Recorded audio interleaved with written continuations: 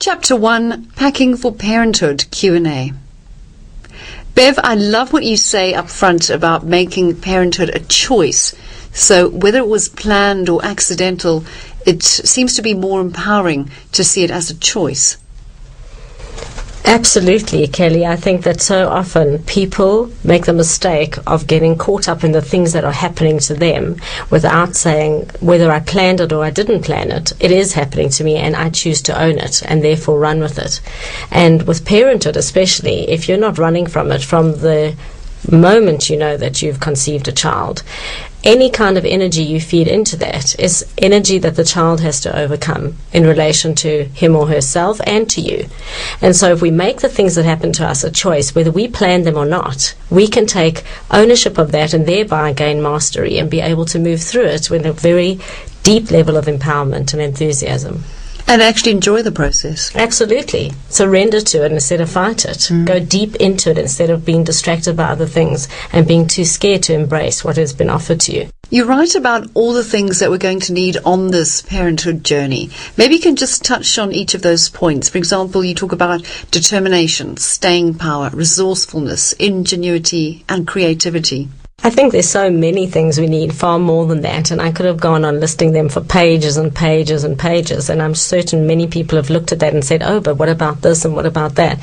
But I do think that if you have these as a core basis in parenthood, that you're really well positioned to be able to handle anything that comes your way. And you have to be determined. You have to be determined to get through sleepless nights and then go into a working world and be functional and personable. And you have to be determined to keep your relationship with your partner, if you have one, going. And you have to be determined to do the best for the child that the child needs, no matter how tired, fraught and broken you are. And so with staying power, it's the same thing in a certain way. You have to be able to stay the course. And when you start to raise children who are no longer infants and toddlers and becoming challenging, you better have staying power. I've learned that with my son. He has got an immense staying power. It's fantastic. And he's willing to bat it against mine any day. And if I can just hang on long enough to have more staying power, then it works so well. So with all of it, the ingenuity, the creativity, it makes for a much more exciting and fun-filled, enthusiastic journey rather than getting into the laborious drama of parenthood and not embracing what the process is. Bev, you also mention feeling like a family. Why is it important for single parents to create moments where they feel like a family? I don't think it's only important for single parents to do that. I find so often in mentoring couples that they forgot to do that too, that they were a couple without children in it. And when you have a child, you have to redefine that dynamic. You have to embrace this new energy that is the creation that you've made between you. And this child comes into it, and suddenly it's not just about the two of you. And if we forget that, then you have the mother who has to focus on the child, and perhaps the partner or the father who is not necessarily playing an active role as the co-familial parent. That's dangerous too. But with single parents, it's so important that they embrace that they're a family, so they don't for 1 second think that they are alienated, different or lonely or not full enough. I think that with single parenthood, so often we can think, wow, I'm alone. But I'm not alone. I have my son. For me, that was my experience. He's my family. This is who we are. And it seemed to be quite an aha moment for you when you were in the gynae going for your checkup, and it kind of struck you that, hey, this is my family, this is us, the two of us, and that's okay, and that's good enough. Were there any other moments for you that stand out, feeling like a family as a single mom? Several. I'm thinking of so many different pictures of memories that come into my mind.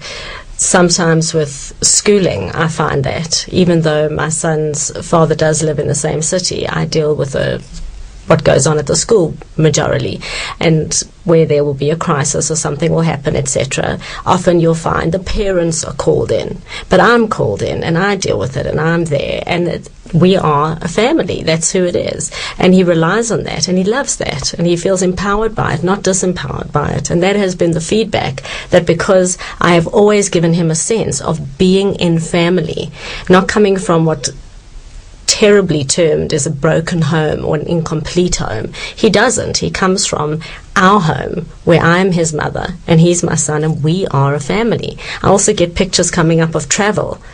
Often when we're traveling, other people, you see families going off, and there's the mother and the father, the two partners with their kids, and off they're going and they're traveling.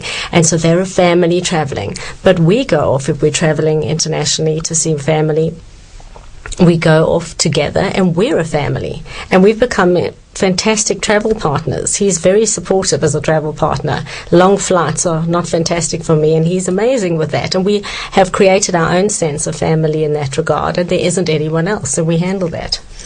And don't so many people have to redefine the family unit for themselves anyway? Absolutely. And things change, because you can be in a family context and then there's a death and one of the partners dies. Does that mean you're not a family anymore?